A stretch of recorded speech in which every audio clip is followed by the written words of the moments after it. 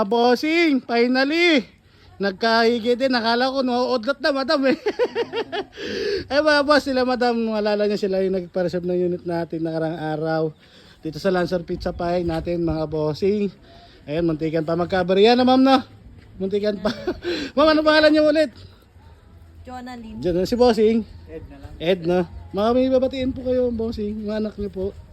Shout out kay Butch. But, ikaw boss, Mga trabaho ko sa ano, sa Makati. saan nyo iuwi to boss? Saan nyo iuwi? Ilocos yan. Sa Ilocos pa mga bossing.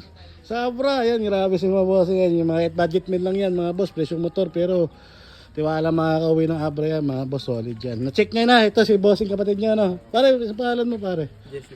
Jesse, baka may shoutout ka pre. Misis mo? Iniisip kung sino. Shoutout mo na lang pre. Kaya mga bossing, sold na po ito. Ito si bossing driver mechanic, may alam din sa kanya. Ayan. Chinik nila lahat mga boss bago magkaigi. Ayan. Madam, magkano nyo nakuha ito? 77. Ayan mga bossing, binigay lang natin sa halagang 77,000. Nagkakotse na, nakarehistro, malamig aircon, magandang pintura, magandang makina na boss na. Wala masabi sa makina boss na, solid na.